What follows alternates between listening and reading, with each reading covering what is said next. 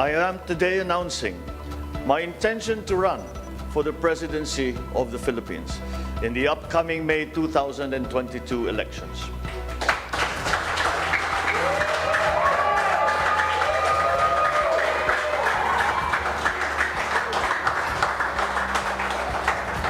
I will bring that form of unifying leadership back to our country. Tayo'y magkaisa at sama-sama tayong babangon.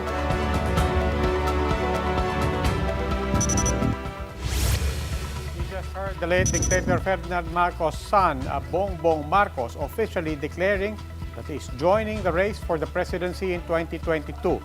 In his announcement, he made an appeal for unity as the country battles the COVID-19 pandemic. Hours before making known his plan to bring the Marcos name back to Malacanang, the former vice presidential aspirant took his oath as the chairman of Partido Federal ng Pilipinas. Question now is, who will be his running mate?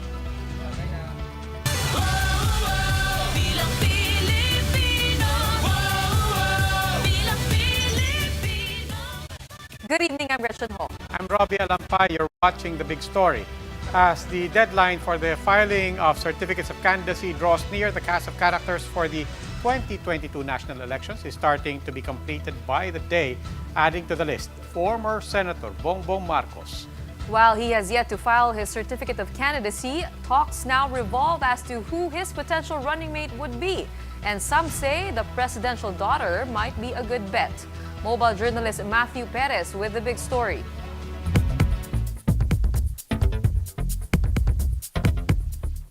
I am today announcing my intention to run for the presidency of the Philippines in the upcoming May 2022 elections. Just like that, former Senator Bongbong Marcos ended speculations about his plans for the 2022 elections. The son of the late dictator Ferdinand Marcos formally announced his presidential bid during the inauguration of his headquarters in Mandaluyong. In his announcement, Marcos appealed for unity amid the pandemic. I will bring that form of unifying leadership back to our country. Hangad kong ibalik ang mapagkaisang paglilingkod ng magbubuklod sa ating bansa. Tayo'y magkaisa. However, the former vice presidential aspirant will not be running under the Nacionalista Party.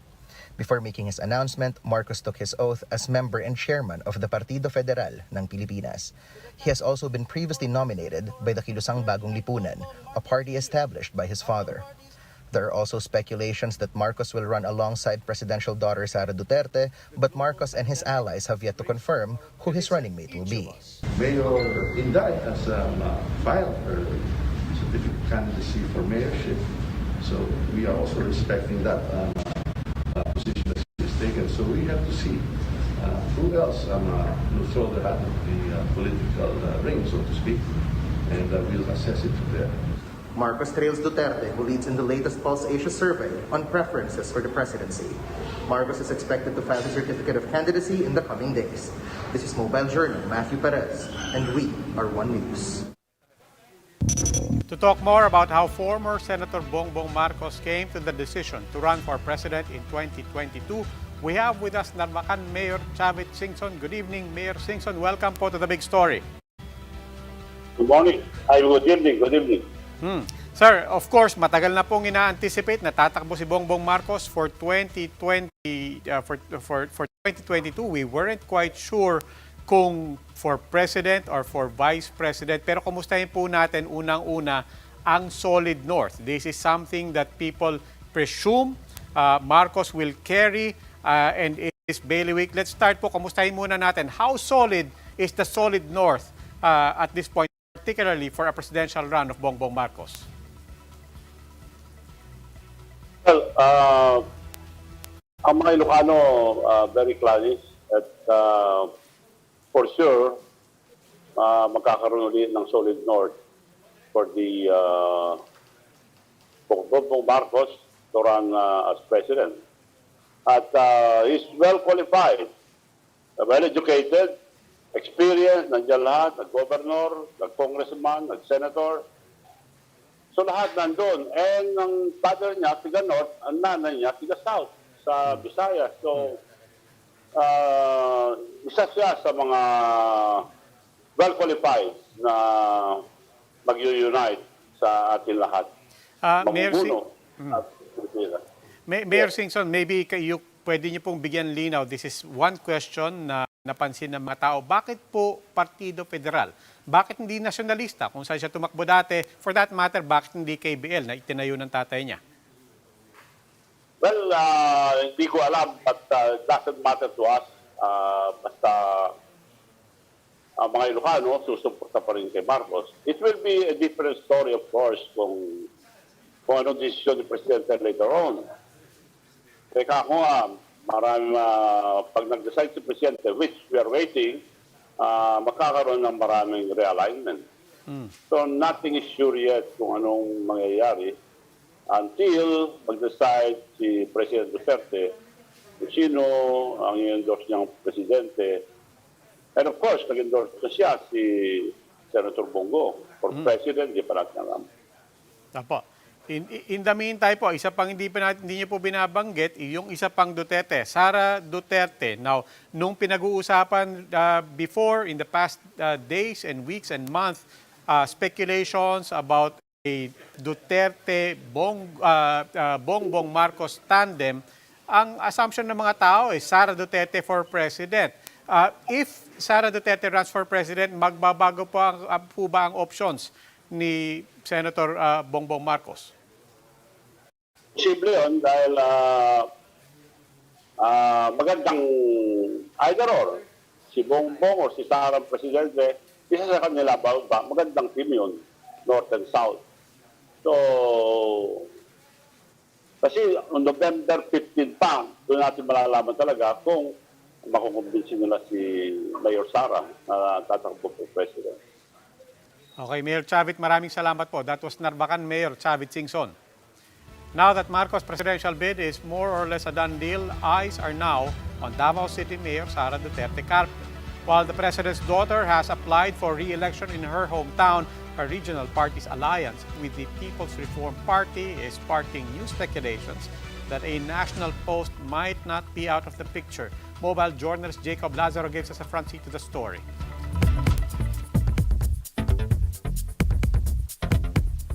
Davao City Mayor Sara Duterte's options are getting fewer as the deadline for the filing of Certificate of Candidacy nears. That's according to LaSalle political science professor Antonio Contreras. So nabawasan lalo yung kikilos ni Sara. So far, Sara Duterte has filed a COC for Davao City Mayor. But under the rules, she can always withdraw that COC and file a new one for president before Friday. Or failing that, she could substitute a candidate for a national party. And here's the thing, the late Miriam Santiago's People's Reform Party entered into an alliance with Sara Duterte's hugpong ng pagbabago and endorsed her as its presidential choice. While Sara Duterte has not made any overt move, her reported campaign manager, former Cabinet Secretary June Evasco, took his oath as PRP member yesterday. Reached for a comment, PRP officials said they're not at liberty to say if Sara is in their slate. Kasi you've been not confirmed as of the moment. But Contreras said a presidential run by Sara Duterte would take away potential votes from Bongbong Marcos, who announced his candidacy on Tuesday. The beneficiary of this would be Acción Democrático's Isko Moreno. The apparent strength of the Magoso, their chances of winning would be greatly reduced because they have the same voter base. But Contreras said it's possible that Sara Duterte could just let this election slide and run for the presidency in 2028. Does really Sara want so badly to become president now? She's young. She can wait out, sit this out for this election cycle. Mobile journalist Jacob Lazaro, we are One News. Meanwhile, Vice President Leni Robredo, who has yet to bear her decision for the 2022 elections, will make a, quote, important announcement on Thursday. According to her spokesperson, Attorney Barry Gutierrez, Robredo will make her announcement at around 11 a.m. The Vice President's announcement is expected to end the months-long speculation on her plans for next year. This also comes just a day before the deadline for the filing of COCs. Robredo has been adamant in trying to forge a united opposition slate for the upcoming polls.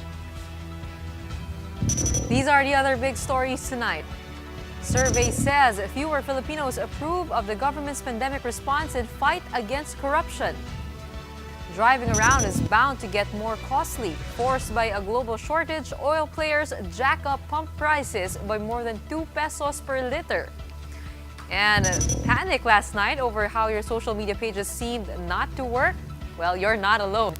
But that global shutdown of social media giants spawned a floodgate of memes right on Twitter, which was spared from the outage.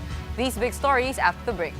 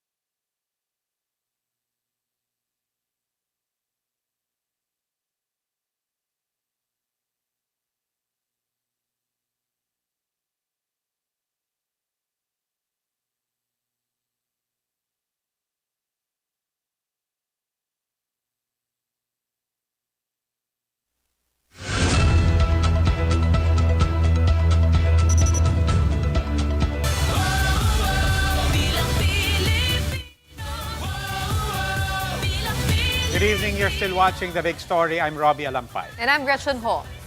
An election lawyer and former poll commissioner is flagging loopholes in the provision allowing substitution of candidates. Although Comelec admits the rules are indeed prone to abuse, only lawmakers can fix the matter. Jen Calimon with the report. Candidates allegedly abusing the substitution system after filing their certificates of candidacy are deceiving the public and their opponents. This is according to election lawyer attorney Romy Macalintal. Under the Omnibus Election Code, a withdrawing candidate may be replaced by a party mate.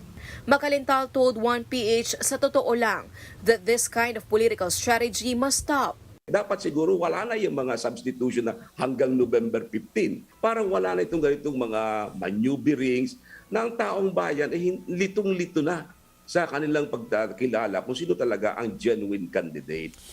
Macalintal added that aspirants who will withdraw their candidacies must be declared as nuisance candidates. Former Comelec Commissioner Louis Tito Guia agrees with this proposal. Pwedeng maging basihan yon na makancel yung certificate candidacy dahil wala siyang totoong intention. Guia also notes that a substitute candidate may change their political party even until the last minute of substitution. Comelec spokesperson James Jimenez said that this is one of the reasons why the substitution system is prone to abuse. Ang mahalaga lang ay kung ano ang political party ko by November 15. It makes it difficult for people to predict kung sino ang tatakbo para kanino under what party. Mas madali pang tumaya sa sabong. In 2015, Martin Dino withdrew his presidential bid after being declared as a nuisance candidate by Comelec. After this, then Davao City Mayor Rodrigo Duterte served as his substitute. With this, Macalintal said that his daughter, Davao City Mayor Sara Dutertes, may use this strategy for the 2022 elections.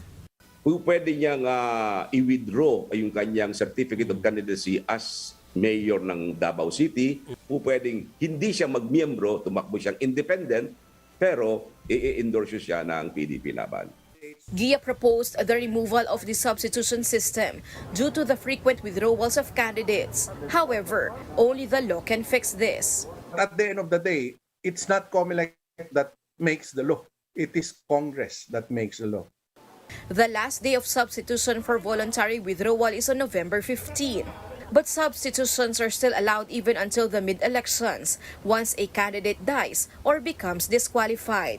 Reporting for News 5, Jen Calimon, We Are One News. Once dormant political parties are getting a shot of life in this election season. Let's look at the small players that are now stealing the limelight out of the old and more established parties. First is Partido Reforma, founded in 1998 by Defense Secretary Renato de Villa when he failed to get Lakas NUCD's nomination. Its standard bearers for 2022, Senators Ping Lacson and Tito Soto. Acción Democrático, meanwhile, is another instant party formed in 1998 for the presidential candidacy of Senator Raul Roco. Its 2022 tandem are Manila Mayor Isko Moreno and Dr. Willie Ong. We also have Partido Federal ng Pilipinas, founded in 2018 by Agrarian Reform Secretary John Castriciones to support the Duterte administration. And just earlier, Bongbong Marcos announced his presidential bid under the PFP ticket. Up next, the People's Reform Party. It was founded in 1991 for the 1992 bid of then Immigration Commissioner Miriam Defensor Santiago. And for 2022, it doesn't have a standard bearer yet, but it recently sworn in known Sara Dutertes supporters. And as for the ruling PDP Laban Party, it was a relatively small party back then when it took Rodrigo Duterte in. The standard bearer of these parties have already assumed chairmanship, largely based on tradition. Major players like the Nacionalista Party, Lakas NUCD, and the Nationalist People's Coalition have not fielded any presidential candidate. The Liberal Party, meanwhile, is still waiting for Vice President Leni Robredos' decision. Officials of key agencies were a no-show in today's Senate hearing on the government's contracts with Pharmally. This comes after the executive barred cabinet officials from attending the probe. Mean Los Baños with the details.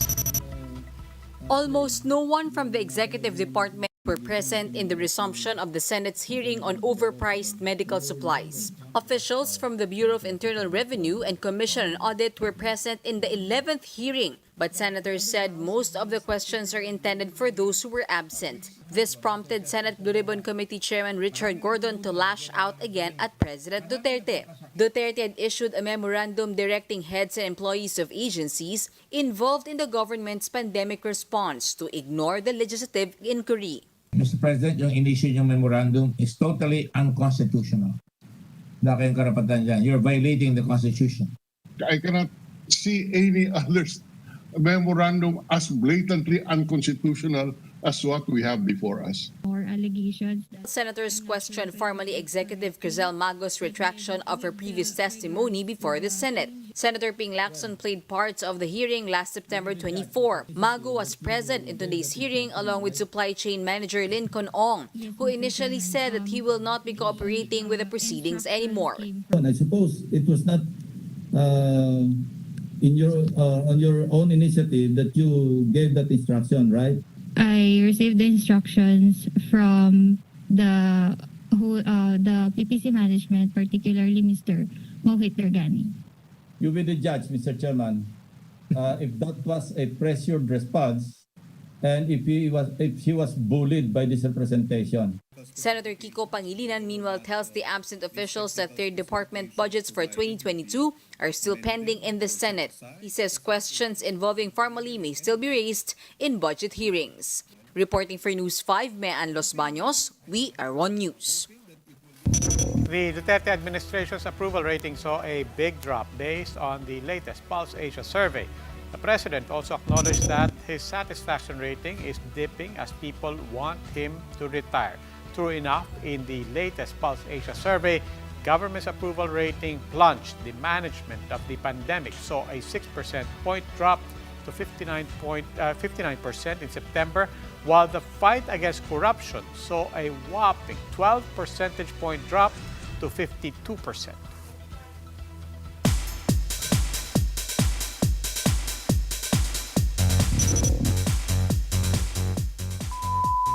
Filipino social media star Bretman Rock is the first openly gay man on the cover of Playboy magazine.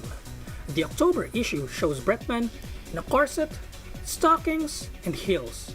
Rounding out his look are the iconic bunny ears, bow tie, and tail. For Bretman, this is a huge deal for the LGBT and the brown communities. The cover has been celebrated by many. It also had its fair share of criticism. Playboy stood by its choice, saying standing for freedom and equality is in the brand's DNA, and that it is much more than a magazine. It stresses that serving as a platform for representation and freedom of expression is and will always be what it stands for. Nick Garcia, We're Win News. Time for another quick break. When we return, a global supply crunch in crude oil is now being felt in the country more than ever as pump prices jump by more than 2 pesos per liter. And Twitter had a field day after other social media platforms bogged down on Monday, prompting users to come up with the wittiest memes against the outage. More details on that after the break.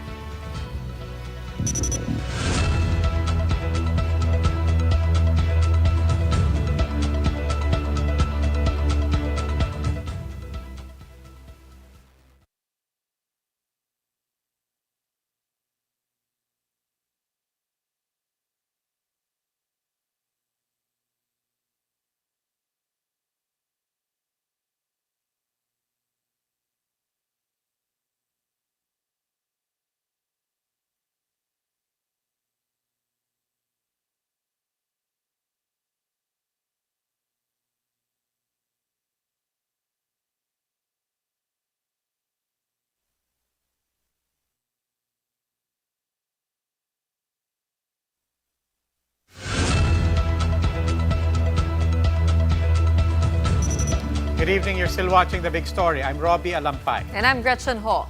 No, you're not imagining things. Pump prices really shot up today. As it turns out, it's being driven by a global shortage in crude oil. Mobile journalist Pamela Vasquez gives us a front seat to the story.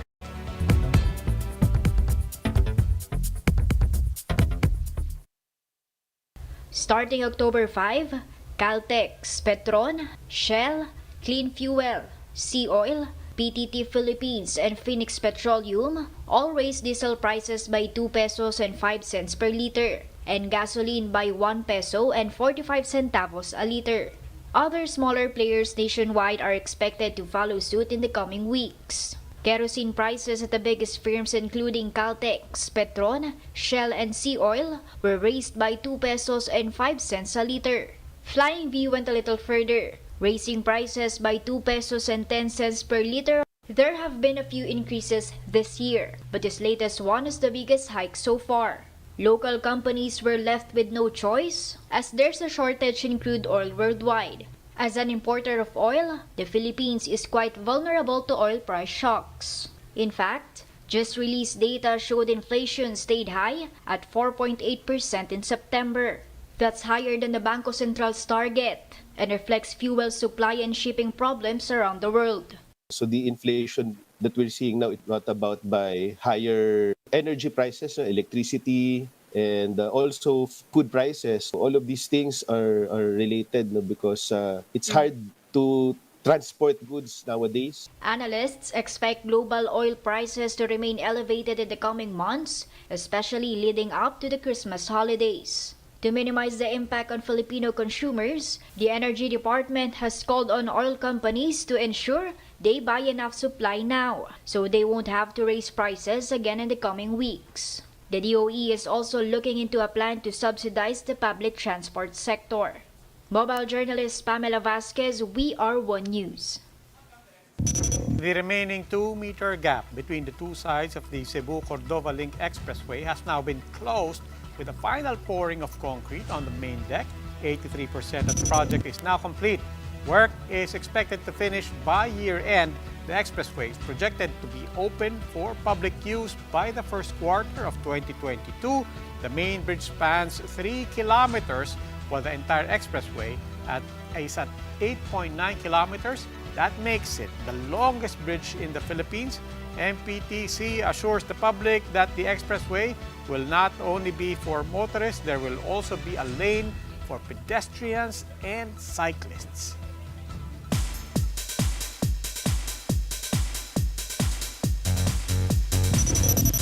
Philippine icons merged last Saturday to give joy to our OG influencers, our teachers, Sharon Regine Ogie and even Jose Marichan, as well as the young stars, serenaded our second parents for the Gabay Guro Grand Gathering.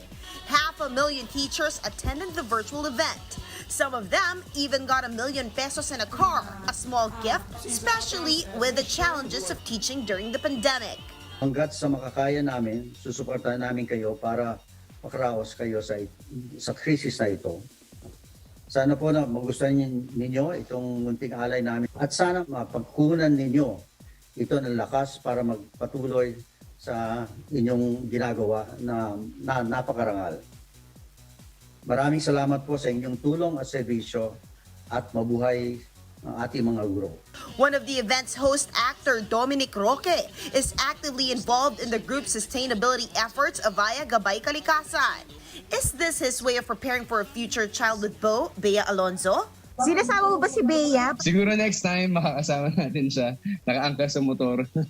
Ganun talaga pag nagpaplano ng future proofing, 'di ba? Kailangan sustainability. Kasi pag nagkaanak sila ni Bea, the things that we're doing Kasama now na po. benefit their children, 'di ba? The next generation. For News 5, MJ Marfori, we are One News. Netizens automatically turn to the ever-reliable Twitter to cope with the absence of Facebook, Instagram, and WhatsApp on Monday.